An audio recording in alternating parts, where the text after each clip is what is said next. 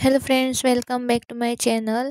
आणि आयज हांव येयल्लें आसा श्री रामनाथ देवस्थान बांदिवडी म्हटल्यार बांदोडा फोंडा. हे देवूळ म्हटल्यार एक पंचायतन म्हटल्यार हांगा 5 मुख्य देव आनी देवी आसात. त्यो म्हटल्यार श्री रामनाथ, श्री सातेरी, श्री कामाक्षी, श्री लक्ष्मी नारायण आनी श्री गणपती. तशेंच तेच्या वांगडा बेताळ आनी काळभैरवाचें बीन देवूळ आसा. तशींच वेगवेगळ्या फॅमिलीची पुरसाची बीन बारीक बारीक देवळां आसा. तर रामनाथ देवस्थान हे मूळ साश्टी ह्या तालुक्यांतल्या लोटली ह्या गांवांतलें. म्हळ्यार 16व्या शतकान जेन्ना पोर्तुगीजाची राजवट आशिल्ली तेन्ना बाटाबाटीच्या टायमार देवळाची विटंबना करताले.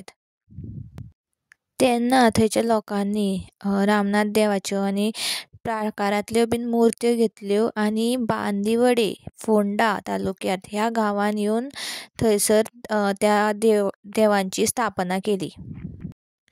देवळाक 2025 463 वर्सां जालीं बांदल्यार. देवळाच्या प्राकारान देवळाच्या समोर तुळशी वृंदावन आसा आनी देवळाच्या दोनी बाजूक तुळशी वृंदावन आसा. तशेंच देवळाच्या दोनी सायडीन बांय आसा जेचो जल अभिशेक सगल्या देवांक करता.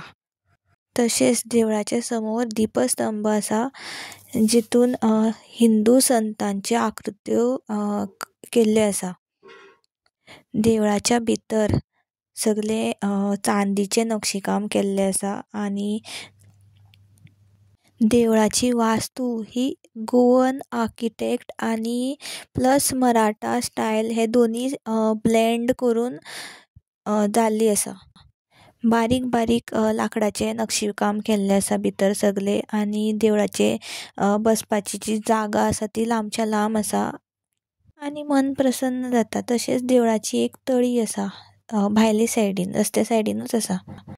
रामेश्वराच्यान गौड ब्राह्मण समाज जेन्ना गोंयांत स्थलांतर जाल्लो तेन्ना लोटली ह्या गांवांत रामनाथ देवाची स्थापना केल्ली. सो फॉलो करा, लायक करा, सबस्क्रायब करा आनी शेअर करा. Thanks for watching.